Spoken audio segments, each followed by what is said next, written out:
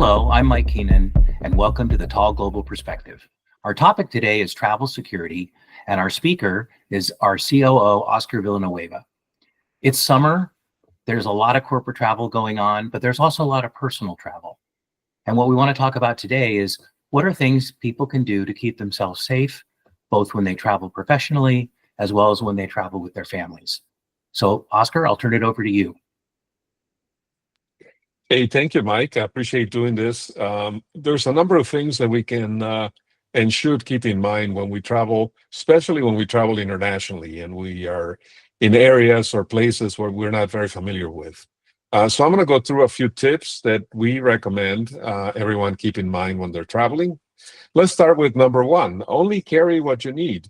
The more you bring, the more you're going to have to keep track of, the more you can potentially lose if somebody steals your stuff.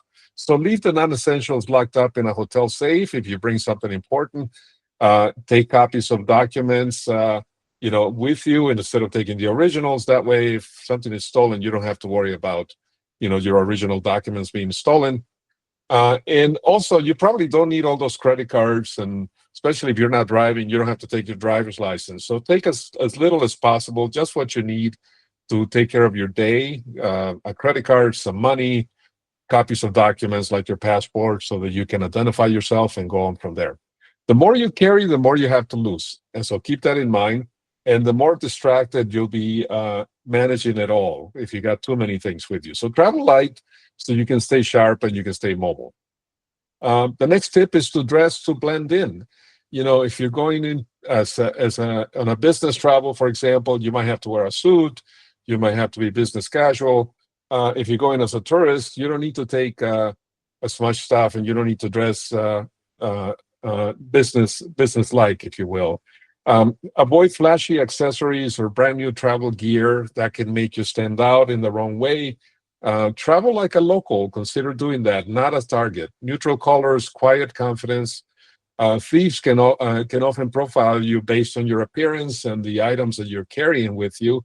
So if you look wealthy and unfamiliar and you're not paying attention, it's more likely that you're going to become a target.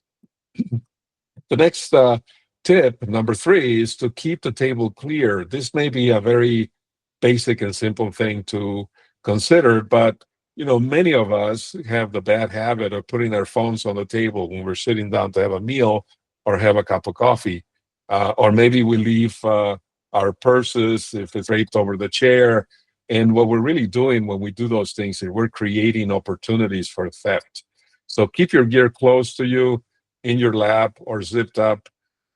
These use speed and distraction to take your stuff. And if you leave stuff out and exposed, you can consider that an opportunity for thieves to take your stuff. So take care of your things. Don't put things on the table. Consider carrying a crossbody bag or front carry bags only. Shoulder bags and backpacks worn on your back are easy targets. You can see many videos on YouTube where someone distracts you, someone else is opening your backpack and taking your stuff. This happens in cities like Barcelona and some other places where pickpockets are a significant issue. So carry a crossbody bag or bags that you can wear in front of you rather than behind you, so you can keep control of your belongings and you have sight of your bag the entire time. And don't make it easy for someone to take it and escape with it. Make it harder for them to try to take things from you. The next tip is to watch for distraction tactics. You can also see in some pickpocket videos where a street performer may be the distraction, maybe a free gift, sudden arguments in front of you.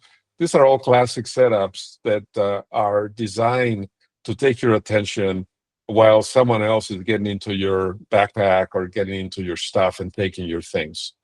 So thieves work in teams when they're pickpockets, and they engage in organized theft in some of these travel spots. And one distracts and the other one takes your stuff. So be careful and understand that that's how they operate, and keep it difficult for them to steal your things. Consider using an RFID blocking mechanism or gear. Electronic pickpocketing is also real. A basic RFID wallet or sleeves helps you protect your cards, credit cards, from being skimmed without you knowing. Um, Digital theft is invisible and silent also, so don't become a victim. A while back in a conference, I picked up an RFID blocking card that's about the size of your credit card. You put that in your wallet, and it blocks anyone that tries to do uh, steal your identity or your information with an RFID device. So be careful with that as well. Uh, Rethink your wallet placement. For men, most men carry their wallets in their back pocket. Consider repositioning that to your front pocket. It makes it more difficult to take it because it's in front of you. You can see the front of your pants a lot easier than you could the back pocket, and you make it more difficult to have your wallet stolen. Also, consider staying street smart. Situational awareness is important, and in many places, drive-by thefts happen very, very fast. So do your best to walk against traffic, keep your bags on the side, away from the street, and stay off your phone as much as you can. Don't be distracted by things that are not important at the moment, which is basically walking and getting to your next destination. A thief on a scooter can grab a bag or a phone very, very quickly, and you have no chance to catch them and get it back. So don't expose it to begin with, and keep your stuff safe in that way. Also, consider using anti-theft bags. Regular bags tear easy, they slash easy. You can see in some cases where someone can cut the bottom of your bag, and then all your belongings just slide down and they take them. But you can buy slash resistant straps and lockable zippers where you can make your stuff harder to get. Um, and they also look like normal bags, so you don't have to make it look like something that's not attractive. But keep in mind that some thieves use blades to cut straps or bag bottoms without you noticing. And by the time you figure it out, it's already too late. The next and semi-final tip is to prepare for the worst. Back up your passport, make sure you have copies of it, carry an emergency contact number, know where your embassy is, wherever you're going if you're traveling internationally, and uh, make sure you have their phone number in case you have to call them. These are simple steps, but it can make a bad day a little bit more manageable. And if something does go wrong, have a fallback plan that can help you resolve that crisis at that moment, because there's nothing worse, or very few things that are worse than being on a travel, especially with your family, or maybe you're on a business trip, and next thing you know, you lost your gear, you lost your stuff, and then it becomes a terrible situation. And the final tip, and this is something that if you're on business travel, you definitely need to consider, is travel with a loaner laptop and a loaner phone. There's no need for you to take your actual gear if you can avoid it, especially if you have company or organizational information in there that, if stolen, could be damaging. So consider traveling with a loaner laptop. Your IT department might be able to provide that for you, or a loaner phone that you use only for your travel. Or maybe you take a loaner phone and you take that on the street and leave your real phone in the safe inside the hotel room.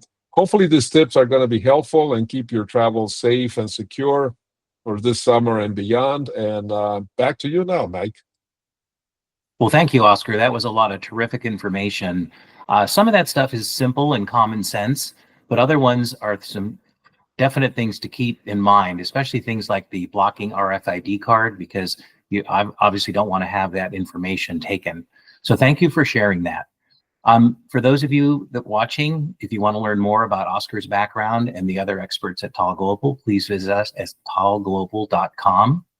And one of the things that we always say is, if you stay alert, you'll stay safe.